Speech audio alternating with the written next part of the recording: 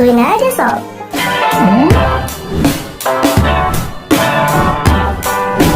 Film kali ini berjudul Dufada Jaganadam.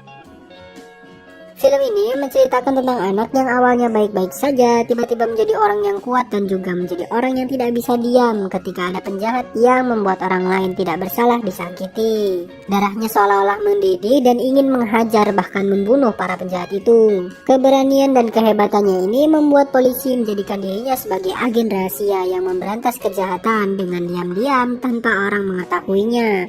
Bagaimana perjuangan laki-laki ini dalam menumpas kejahatan? Sebelum masuk ke ceritanya, buat teman-teman semua jangan lupa like, comment, share, dan subscribe ya. Gak perlu banyak basi-basi lagi, ini dia ceritanya. Di awal cerita, kita diawali oleh seorang pengusaha catering yang mengantarkan pesanannya pada sebuah acara keagamaan. Namun saat itu kemudian saat pembayaran uang catering, pengusaha catering ini justru mendapat bayaran yang tidak sesuai. Saat itu ia harusnya dibayar Rp20.000, namun hanya dibayar Rp5.000. Kemudian ia ingin protes, namun saat protes bukannya mendapatkan uang, justru mendapatkan sebuah tamparan dan akhirnya pun ia pulang. Hal ini dilihat langsung oleh anaknya yang bernama Dufada Jaganadam, atau kita panggil aja dengan nama DJ. Kisah kita kali ini akan berfokus pada anaknya ini yang bernama DJ. Setelah pulang dari situ, DJ tidak bisa tidur. Ia gelisah memikirkan ayahnya yang siang tadi ditabok oleh orang lain. Kemudian, membuat dirinya menjadi sangat emosi. Saat itu, kakeknya DJ kemudian memberikan nasihat bahwasanya kebaikan itu harus terlihat tak perlu siapapun yang melakukannya. Dari situlah dirinya termotivasi untuk melakukan hal-hal yang baik. Suatu hari, DJ mengantarkan mbaknya untuk berangkat kuliah. Saat mengantar kuliah, DJ mendapati pulpen alias pena dari mbaknya ini tertinggal. Saat akan mengembalikan pena itu, justru mbaknya ini sedang digoda oleh seorang laki-laki. Dari situ kemudian dirinya menghajar laki-laki itu.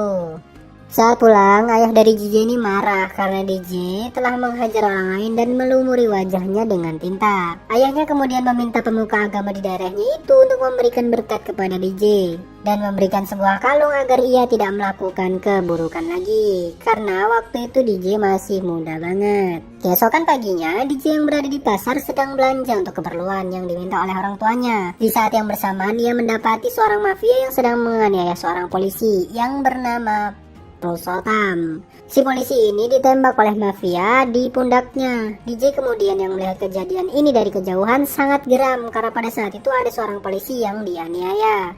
Ia dipergoki oleh seorang pedagang dan menyuruhnya untuk segera pergi dari tempat itu. Namun, ia malah melakukan hal sebaiknya. DJ kemudian bangun dan kalung penolak perbuatan buruk pun tercantol di paku dan mental. Ia menghampiri penjahat itu dan mengambil pistol serta menembaki para penjahat itu dengan sangat lihai. Hal ini membuat kepala mafia ini ketakutan dan kepala mafia itu justru malah memberikan sejumlah uang kepada DJ agar tidak ditembak. Hal itu malah membuat DJ makin marah dan seketika ia menembak mafia itu hingga tewas. Kejadian itu membuat Pak Purushottam ini membawa DJ ke kantor polisi. Saat di kantor polisi, polisi Rustom ini meminta profil dari DJ. Saat itu ada polisi lain yang membawa seorang penjahat pemerkosaan. DJ ini lagi ditanya sama Pak Polisi Rustom, tapi tidak menjawab. Ia malah melihat penjahat pemerkosaan itu. Penjahat pemerkosa itu justru malah ngece ini sama DJ. DJ jadi geram, terus ngambil pistol dan menembak penjahat itu. Polisi yang melihat itu justru marah. Hal itu kemudian dijawab oleh DJ bahwa saya tidak akan tenang apabila melihat orang-orang seperti orang itu tetap hidup. Kemudian DJ mengingatkan pesan kakeknya kepada Bapak Rustom ini bahwa sebuah kebaikan harus terlihat dan juga orang-orang baik di luar sana harus bisa tidur nyenyak seperti kita. DJ kemudian ditawari sebagai polisi. Ia menolak karena dia tidak mau terlihat ketika melakukan kebaikan. Kehebohan menggemparkan media pada saat itu. Para mafia ini tiba-tiba dibunuh oleh seorang yang tidak diketahui. Hingga pada saat itu, awak media mendatangi kantor polisi dan menanyakan apakah ada gangster baru atau mafia baru datang di kota ini. Awak media yang menanyakan hal itu justru mendapat jawaban dari para polisi bahwa ada mafia atau gangster baru yang datang di kota ini dan masih belum diketahui identitasnya. Kini DJ telah dewasa. Ia merupakan anak dari keluarga yang sangat bahagia dan juga merupakan orang yang tidak pernah bersedih. Saat di rumah, DJ sedang mengobrol dengan ayahnya terkait masalah usaha cateringnya. Polisi Rustom alias Purushottam ini kemudian menelpon DJ dan mengatakan kapan akan datang ke Sinai. Karena saat itu ada urusan yang sangat mendesak dan perlu bantuan DJ.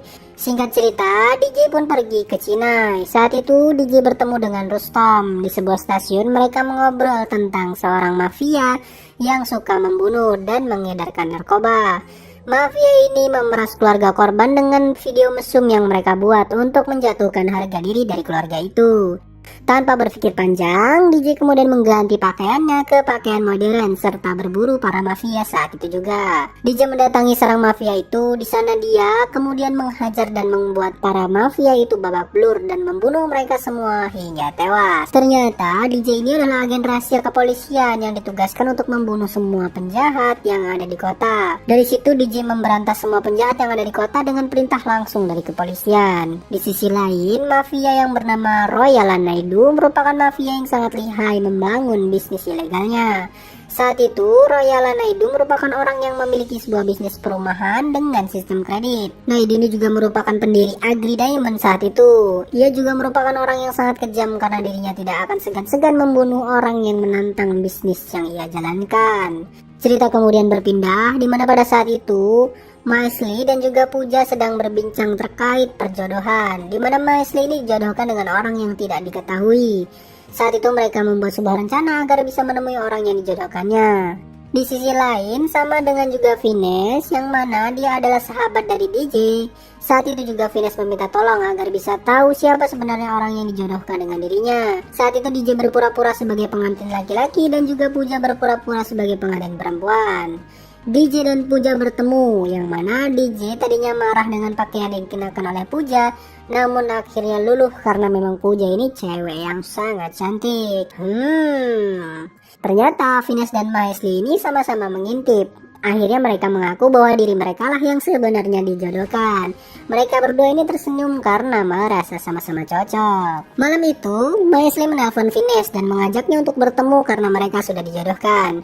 Vines kemudian bangun dari tidurnya dan bersiap untuk pertemuan mereka. Ternyata saat pertemuan mereka ini, ia dipergoki oleh DJ dan akhirnya Vines diajaknya pulang karena calon pengantin yang belum sah ini tidak boleh ngapa-ngapain dulu sampai sah. Mantap ahli. Namun Pooja merasa suka dengan DJ. Dia berencana untuk menggoda DJ di waktu selanjutnya. Benar saja, keesokan harinya saat bertemu Pooja, ia berteriak tentang siapa yang membuat secangkir kopi miliknya. Saat itu tidak ada yang mengaku dan akhirnya DJ mengaku bahwa dirinya lah yang membuat. Tanpa pikir panjang, si Pooja kemudian menjatuhkan cangkir itu dan menarik DJ serta mencium pipinya. DJ ini pasti otaknya udah kemana-mana nih dan memberikan pujian kepada DJ yang telah membuat kopi yang enak. Di sisi lain, DJ yang sedang mengawasi catering ayahnya kemudian mendapati bahwa pamannya akan pulang dan meminta izin kepada DJ. Ia kemudian mengizinkan pamannya, namun sebelum pulang, DJ ini memasukkan sesuatu ke dalam tas pamannya ini. Saat itu kemudian pamannya mendapati segepok uang, di mana uang tersebut akan digunakan oleh pamannya. Pernikahan Maesli dan Vines pun selesai dilakukan. Teman-teman Maesli pun pulang dari tempat Maesli termasuk Pooja. Saat Pooja akan pergi, DJ menghampiri Pooja dan memberikan sekuntum mawar. DJ mengatakan bahwa pernikahan ini telah usai. Lalu kita kapan akan melaksanakan pernikahan kita? Pooja ini malah tertawa dan mengatakan bahwa dirinya kemarin itu hanya iseng dan tidak sungguh-sungguh. Tidak mungkin ada pernikahan. Saat itu teman-teman Pooja juga mengejek DJ dengan mengatakan bahwa DJ itu tidak selevel dengan Pooja. Kemudian DJ mengatakan bahwa lihat saja nanti Pooja akan mendatangiku dan mengemis cinta padaku. Pooja serta teman-temannya pun pergi dari situ. DJ kemudian pergi dari tempat itu dengan mengendari motornya. Namun saat melintasi rumah pamannya, ada sebuah ambulan yang ternyata pamannya ini telah meninggal dunia. Pamannya ini mati dengan bunuh diri. DJ pun merasa sedih dan sangat terpukul dengan kematian pamannya ini. Sebelum pamannya meninggal, ia telah menulis sebuah surat. Surat ini ditunjukkan untuk DJ.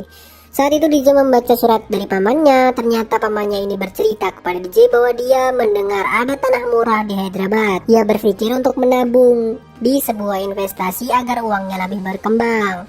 Investasi itu bernama Agri Diamond. Saat ia akan membayar angsuran terakhir di Agri Diamond, perusahaan ini tutup karena bangkrut katanya. Sehingga semua keluarga menyalahkannya, bahkan anaknya sekalipun menyalahkan dirinya. Sehingga tekanan dalam dirinya tidak bisa terbendung lagi dan membuatnya memutuskan untuk mengakhiri hidupnya. DJ pun menemui polisi Rustom yang merupakan orang dari kepolisian kepercayaannya. Saat itu dia menggali siapa saja yang menjadi dalang dari semuanya tentang investasi itu. Rustom kemudian menjelaskan Prakas adalah direkturnya dan sebagai CEO adalah Semir Chandra. Prakas merupakan tangan kanan dari Naidu. Chandra merupakan orang yang akan bersaksi di sebuah persidangan dan saat ini nyawa Chandra sangat terancam karena pastinya Chandra ini akan membongkar siapa dalang dari kejahatan yang telah terjadi. Bahkan mungkin juga dia akan menyebut nama Naidu pada saat itu.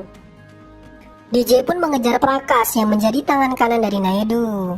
Saat itu Prakas sedang dalam perjalanan. Mobil anak buahnya ini dijatuhi sebuah mobil oleh DJ. Spontan mobil-mobil yang ada di situ akhirnya berhenti semua. Satu mobil lagi didorong dengan alat berat masuk ke jurang. Tinggal mobil Prakas pada saat itu. Prakas kemudian keluar dari mobil itu akan dihajar oleh DJ. Saat itu DJ memberikan sebuah instruksi kepada Prakas agar anak buahnya ini tidak menembak si Chandra. Prakas kemudian menghentikan penembakan kepada Samir alias Chandra. Lalu DJ mendapatkan telepon dari polisi yang mana saat itu ia harus membiarkan Prakas karena uang masyarakat yang ditipu adalah 900 koror. Dan Prakas harus mengembalikan uang itu kepada masyarakat. Dengan marah kemudian DJ meninggalkan Prakas di tempat itu. Di sisi lain, ternyata para wartawan kemudian menyerang menteri yang bertanggung jawab akan investasi yang dilakukan Agri Diamond, yang telah menipu banyak orang dan juga sangat merugikan. Menteri justru tidak respect, bahkan diam saja waktu itu terkait masalah ini.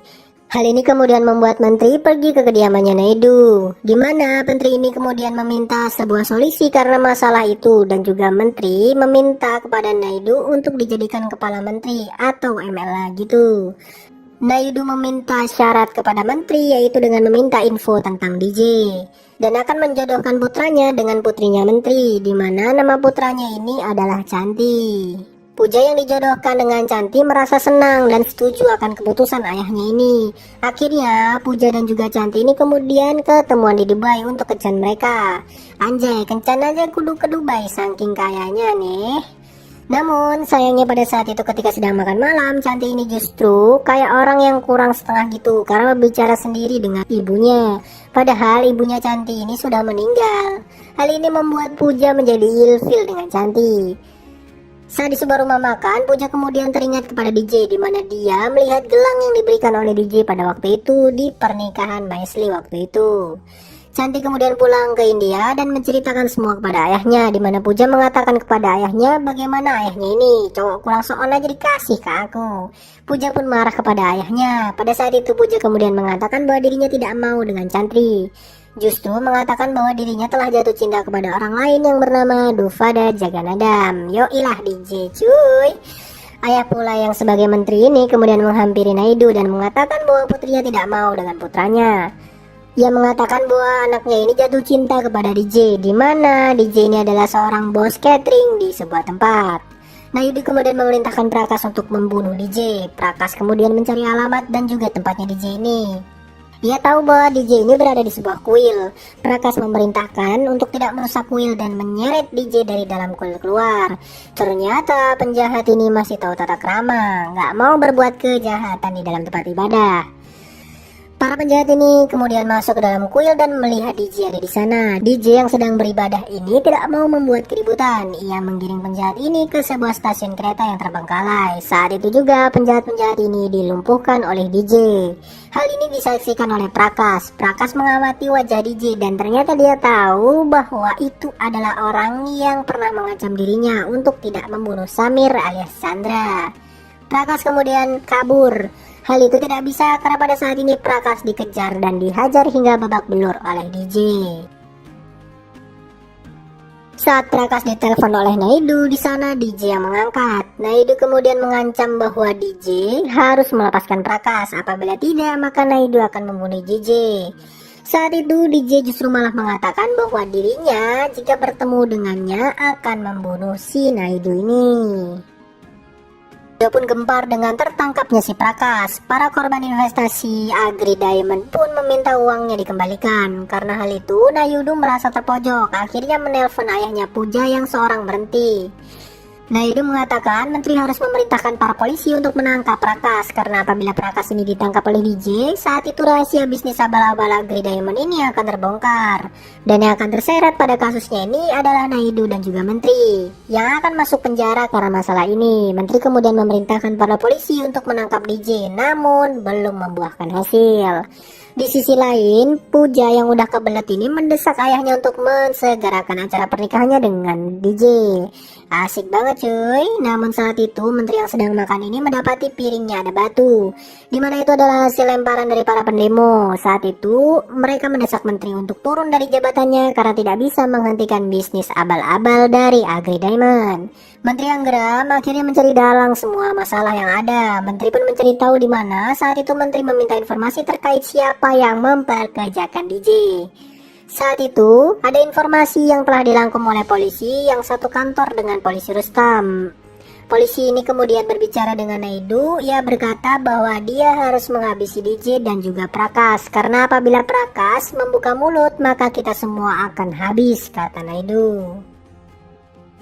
Di sisi lain, karena cintanya yang sangat kuat, Puja kemudian mendatangi rumahnya DJ. Saat sampai di rumahnya, Puja melihat DJ ini membonceng Katu, gadis yang gemuk. Saat itu Puja marah kepada DJ karena membonceng Katu. Bahkan dirinya mengatakan tidak ada yang boleh menikah dengan DJ kecuali aku. Lalu mereka berdua ini pun selfie. Hasil selfie-nya dikirim kepada ayahnya. Ayahnya Puja yang seorang menteri ini sedang bersama Naidu. Saat Naidu melihat DJ, dia tahu bahwa orang ini yang difoto adalah DJ. Tanpa berpikir panjang, Naidu justru memerintahkan menteri untuk merestui pernikahan anaknya itu untuk melancarkan rencana mereka demi membunuh DJ. Ternyata Naidu tahu itu adalah DJ. Pada saat Prakas dihajar oleh DJ untuk menghentikan tembakannya terhadap Samir, Naidu tuh berada di dalam mobil Prakas dan melihat wajah DJ pada saat itu. Akhirnya mereka ini pergi ke rumahnya DJ untuk membicarakan pernikahan. Naidu kemudian menyamar sebagai asistennya menteri. Benar saja kecurigaan Naidu bahwa orang ini yang bernama Jaganadam ini benar-benar DJ. Singkat cerita, anggota keluarganya Puja ini pulang. Saat mereka sedang berkumpul membicarakan terkait pernikahan, kakaknya DJ muncul dari pintu depan dengan kondisi basah kuyup. Ia mengatakan bahwa dia habis dipermalukan oleh orang yang tidak dikenal, serta mereka mengatakan bahwa meminta saya untuk membebaskan orang yang bernama Prakas. Namun aku pun tidak tahu siapa Prakas. Tak lama kemudian pun, Vines, teman dari DJ pun sedang dipukuli oleh anak buahnya Naidu. Saat itu, DJ ditelepon oleh Vines. DJ bergegas ke tempat di mana Vines disiksa dan beruntung Vines masih belum mati karena pada saat itu Vines sedang digantung. DJ kemudian bergegas membawa Vines ke rumah sakit untuk diobati. DJ ini kemudian bertemu dengan Rustom dan membicarakan terkait masalah ini. Rustom kemudian meminta Prakas untuk dibebaskan agar masalah mereka selesai. DJ tidak mau dong membebaskan Prakas karena hal itu akan membuat mereka semua justru menjadi sombong. DJ kemudian menjalankan rencananya agar keluarganya tidak terkena apa-apa. Saat itu DJ mengirimkan keluarganya untuk pergi ke desa agar aman. Saat itu juga DJ mengantarkan keluarganya ke stasiun kereta. DJ yang mengantarkan keluarganya ini kemudian pulang lagi ke rumahnya. Saat itu, firasat DJ ini benar. Anak buahnya Nayudu ini ternyata mendatangi rumah DJ. DJ yang kemudian masih memakai kalung pemberkatan ini tidak nakal. Kemudian dia diam saja ketika dipukuli oleh para anak buah Nayudu. Kemudian bandit ini menelpon Nayudu dan mengatakan bahwa mereka merasa salah dan merasa bahwa yang dipukul itu bukanlah DJ. Nayudu yang merasa yakin itu adalah DJ tetap bersikukuh untuk menahan DJ. Dia memerintahkan untuk membawa DJ ke sebuah tempat untuk diinterogasi. Saat itu DJ masih saja dipukuli dan memerintahkan salah satu temannya Naidu di situ untuk menggorok DJ. Namun mereka di sana mengatakan agar DJ ini diberikan satu permintaan terakhir. DJ pun meminta agar kalung pemberkatan yang ada di lehernya ini dilepas sebelum membunuh dirinya. Saat kalung itu terlepas dari leher DJ, benar saja mereka yang awalnya mau membunuh DJ justru berbalik. Saat itu juga DJ menanyakan siapa nama atasannya, namun mereka tak menjawab walaupun satu persatu dari mereka dibunuh oleh DJ. Saat terakhir bos bandit kirimannya Naidu akan dibunuh, DJ, dia mengatakan bahwa bos mereka adalah Naidu, namun sayang pisau telah tertusuk di dada laki-laki itu. Setelah menghajar anak buah Naidu, kemudian DJ menghampiri Prakas dan menanyakan di mana uang sebanyak 900 crore itu. Prakas tidak tahu di mana uang itu berada. Prakas mengatakan bahwa Naidu memiliki anak yang bernama Canti dan Cantilah yang mengelola uang itu. Keesokan harinya, DJ menemui Puja. DJ menceritakan semua siapa dirinya sebenarnya dan juga memberitahu Puja apabila dirinya tidak mau dengan kondisi dirinya yang seperti ini, maka Puja boleh meninggalkan DJ saat itu. Puja kemudian tetap menerima DJ apa adanya karena memang Puja ini udah benar-benar kesem-sem sama DJ. Saat itu Puja diajak kerjasama dengan DJ untuk menjebak anak Nayudu dan berpura-pura mau menikah dengan si Canti. Di sisi lain, anak buahnya Nayudu yang terbunuh sudah sampai ke telinga Nayudu. Saat itu kemudian Nayudu mencari tahu siapa yang memberikan info kepada DJ kalau saat itu rumahnya DJ akan diserang. Teman Rustom yang anteknya dari Nayudu di kepolisian ini membocorkan bahwa Rustom adalah orang yang menjadi informan kepolisian untuk DJ. Hal ini kemudian membuat Nayudu geram dan berpikir akan menangkap Rustom agar bisa menjebak DJ. DJ dan Puja bergegas menuju Dubai menemui anaknya Nayudu untuk mencari informasi terkait uang 900 crore itu dengan menyamar sebagai desainer. Saat itu DJ yang mengobrol dengan Canti justru membuat dirinya seolah-olah juga sama dengan Canti. DJ berpura-pura bicara dengan ayahnya yang telah meninggal. DJ kemudian mengacu Canti agar membunuh ayahnya dengan dalih bahwa ayahnya ini harus menyusul ibunya karena kasihan ibunya Canti sendirian. DJ kemudian selalu mengawasi Canti agar tahu di mana letak uang 900 crore milik orang-orang ini. Benar saja, tepat di saat itu kemudian Canti bertemu dengan seorang yang mana sedang melakukan transaksi. Canti akan menerima uang sebesar 900 crore dengan menerima sobekan uang sebagai tanda terima. Di sisi lain, di India ternyata Rustom kemudian ditangkap oleh Naidu. Rustom diminta oleh Naidu agar berbicara terkait DJ. Rustom kemudian mengatakan bahwa DJ telah menangkap anaknya Canti di Dubai. Beberapa saat kemudian, Canti justru datang di tempat itu. Naidu mengatakan bahwa itu Canti udah ada nih di sini. Saat Canti datang, ayahnya menanyakan terkait masalah uang. Di situ kemudian Canti teringat bahwa sobekan uangnya untuk menukar 900 crore itu ada di jaket yang dibawa DJ. Tak lama dari situ DJ kemudian datang ke tempat itu karena sebelumnya DJ sudah berhasil mengambil uang itu dari kafe Madinah. Lalu tiba-tiba saja DJ dihajar oleh Canti. Saat itu juga Canti mengajar DJ dan DJ menjelaskan kepada Canti, namun Canti tak menggubris. Saat kemudian setelah Canti dihajar oleh DJ, Canti mendengarkan DJ. DJ mengatakan bahwa ibu Canti mengatakan kepada ayah DJ untuk membantu Canti memberikan uang itu kepada Canti. Ayah Canti justru mengatakan semua itu hanya bualan belaka. Hal itu pun disanggah oleh ayah Canti bahwa DJ datang sini untuk menyelamatkan temannya ini. DJ malah menyela dan mengatakan bahwa dirinya tidak mengenali orang yang ditunjuk Naidu pada saat itu. Apabila demikian, maka bunuh saja orang ini, kata ayahnya kepada Canti. Canti kemudian menodongkan pistol kepada Rustom, namun tak lama dari situ DJ mengatakan bahwa ibunya Canti berbicara bahwa Canti tidak boleh membunuh orang yang tidak bersalah dan membiarkan orang yang membunuh ibunya sendiri tetap hidup. Canti beralih ke DJ dan menanyakan siapa yang membunuh ibunya. Saat itulah DJ mengatakan bahwa ayahnya sendirilah yang membunuh ibunya. Nayudu mengelak. Canti justru percaya kepada DJ dan akhirnya Nayudu tertembak oleh Canti, anaknya sendiri. Canti mengatakan, ibu telah menunggumu ayah. Ayah akan menyusulmu ibu. DJ pun mengatakan kepada Canti bahwa DJ lah yang akan membuat ayahnya menyusul ibunya. Maka pergilah kamu. Benar saja, saat itu Nayudu ditembak hingga tewas oleh DJ dan Canti justru mengatakan, yes, ibu, ayah akan menyusulmu. Emang dasar anak kurang saon ini. Film pun ditutup di mana DJ telah membagikan uang penipuan tersebut dan film pun selesai. Itulah tadi alur cerita dari film Duvada Jaganadam. Kira-kira menurut teman-teman gimana sih film ini? Apakah ada yang masih menggantung atau mungkin ada pembelajaran yang bisa teman-teman ambil? Jangan lupa komen-komen di bawah ya. Sampai jumpa di film selanjutnya. Bye-bye.